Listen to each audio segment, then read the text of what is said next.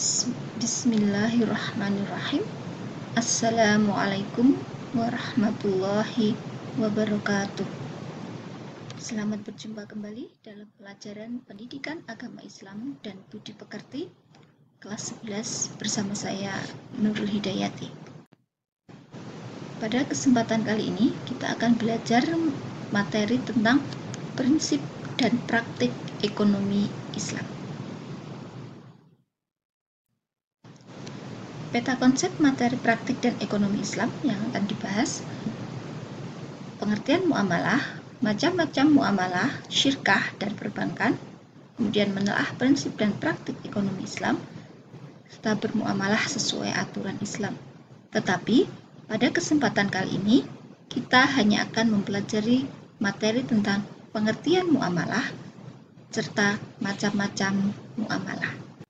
Kita bahas yang pertama, yaitu pengertian muamalah. Muamalah dalam Kamus Bahasa Indonesia artinya hal-hal yang termasuk urusan kemasyarakatan, seperti pergaulan, perdata, dan sebagainya. Sementara dalam fikih Islam berarti tukar-menukar barang atau sesuatu yang memberi manfaat dengan cara yang ditempuhnya, seperti jual-beli, sewa-menyewa, upah-mengupah, pinjam-meminjam, urusan bercocok tanam, berserikat, dan usaha lainnya. Kemudian, hal-hal yang dilarang Islam dalam bermuamalah. Yang pertama, tidak boleh menggunakan cara-cara yang batil. Tidak boleh melakukan kegiatan riba. Ketiga, tidak boleh dengan cara yang zalim atau aniaya. Yang keempat, tidak boleh mempermainkan takaran, timbangan, kualitas, dan kehalalan. Yang kelima, tidak boleh dengan cara-cara spekulatif atau berjudi. Yang terakhir, tidak boleh melakukan transaksi jual-beli barang haram. Macam-macam muamalah. Yang pertama, jual-beli. Kedua, utang piutang. Ketiga, sewa-menyewa. Kita akan bahas satu persatu. Yang pertama, jual-beli. Jual-beli menurut syariat agama ialah kesepakatan tukar-menukar benda untuk memiliki benda tersebut selamanya. Ini dalil nakli atau dasar hukum tentang jual beli, yaitu firman Allah Subhanahu wa Ta'ala di dalam Quran surat Al-Baqarah surat kedua ayat 275 yang berbunyi, A'udzubillahi minasyaitonirrajim, Bismillahirrahmanirrahim, wa ahallallahu al-bai'a wa harramar riba, yang artinya, dan Allah telah menghalalkan jual beli dan mengharamkan riba. Selanjutnya, kita akan bahas tentang syarat-syarat jual beli. Syarat yang pertama yaitu penjual dan pembeli. Penjual dan pembeli harus 1. Baligh, 2. berakal sehat, dan 3. atas kehendak sendiri. Syarat jual beli yang kedua yaitu uang dan barang. Uang dan barang harus halal dan suci. Kedua, bermanfaat. Ketiga, dapat diserah terimakan. Keempat, barang diketahui penjual dan pembeli. Dan yang kelima, milik sendiri. Sekarang syarat jual beli yang ketiga yaitu ijab qabul.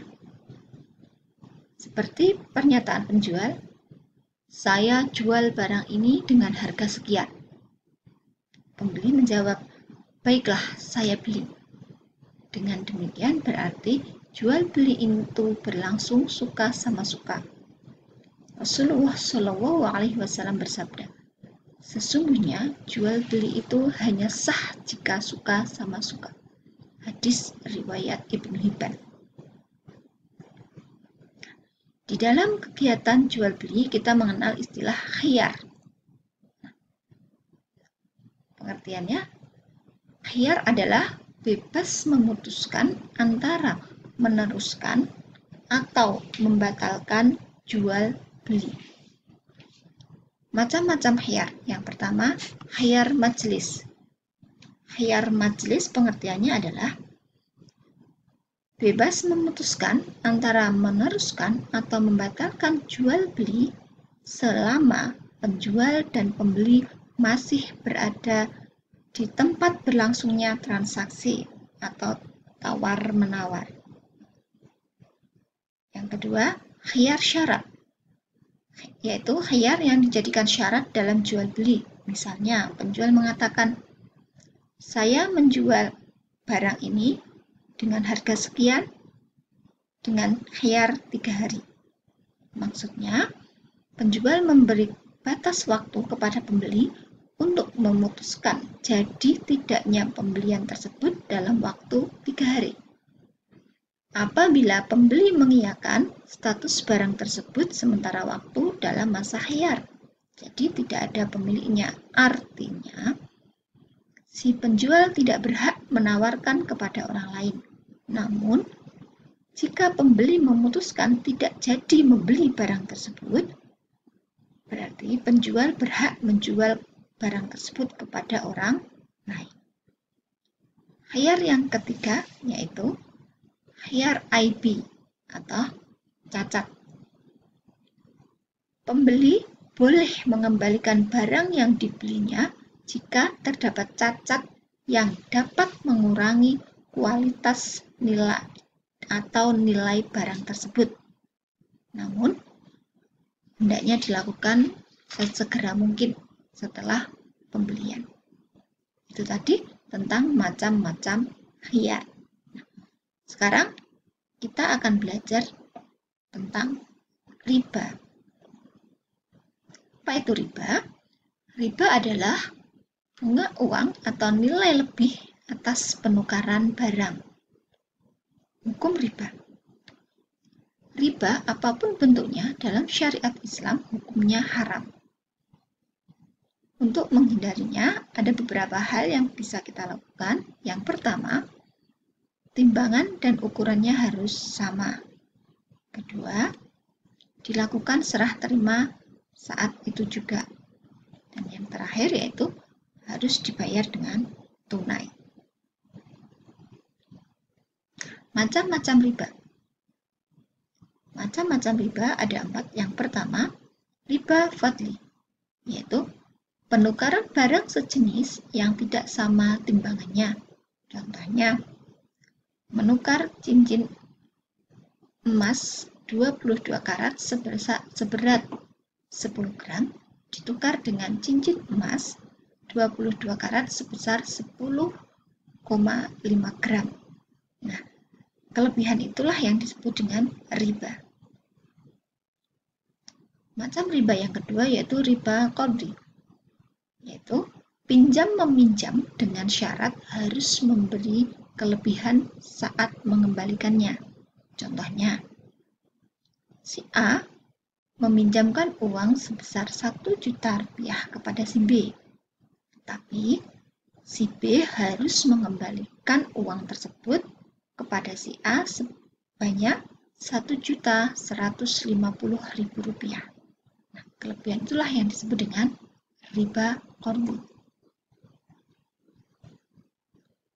Macam riba yang ketiga yaitu riba yadi.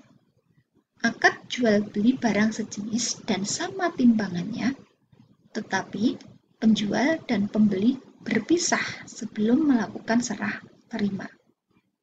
Contohnya, jual beli ketela pohon yang masih di dalam tanah. Macam riba yang ketiga yaitu riba nasiah atau nasiah, yaitu akad jual beli dengan penyerahan barang beberapa waktu kemudian. Contohnya, membeli padi pada musim kemarau tetapi diserahkan setelah panen. Itu tadi macam-macam riba. Ada 4, riba fadli, riba qardi, riba yadi, dan nasiah. Kemudian, selain jual beli, kita juga akan mempelajari macam muamalah yang kedua, yaitu utang piutang. Utang piutang itu menyerahkan harta dan benda kepada seseorang dengan catatan akan dikembalikan pada waktu kemudian. Rukun utang piutang. Yang pertama, yang berpiutang dan yang berhutang. Kedua, ada harta atau barang. Dan yang ketiga, lafaz kesepakatan.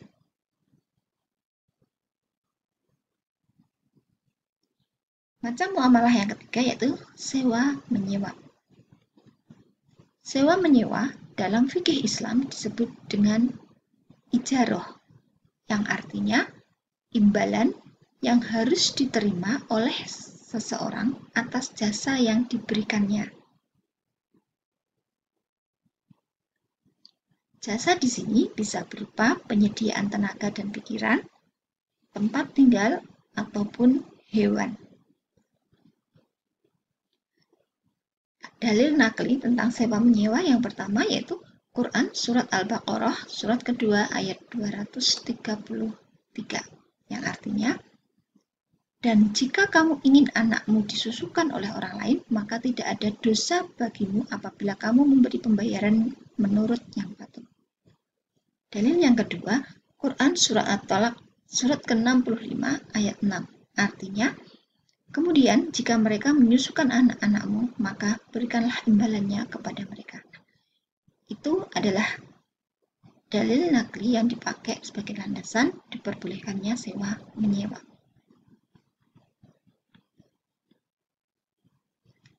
Syarat dan rukun sewa menyewa. Penyewa dan yang menyewakan harus telah balik dan berakal sehat. Kedua, sewa menyewa berlangsung atas kemauan sendiri, bukan paksaan. Ketiga, barang menjadi hak sepenuhnya orang yang menyewakan atau walinya. 4. Ditentukan barangnya serta keadaan dan sifatnya. 5. Manfaat yang akan diambil dari barang tersebut harus diketahui secara jelas oleh kedua belah pihak. 6. Waktu menyewanya harus jelas. Dan yang ketujuh, harga sewa dan cara pembayarannya harus ditentukan dengan jelas dan disepakati bersama. Itulah tadi pembahasan kita mengenai muamalah serta macam-macam muamalah, yaitu ada jual beli, ada utang piutang, ada sewa menyewa. Nah, untuk pertemuan berikutnya kita akan bahas tentang syirkah, perbankan, serta asuransi syariah. Sampai di sini dulu video pembelajaran kali ini. Semoga yang kita pelajari bermanfaat untuk kita semua. Billahi taufik wal hidayah, waridhu wal inayah. Wassalamualaikum warahmatullahi wabarakatuh.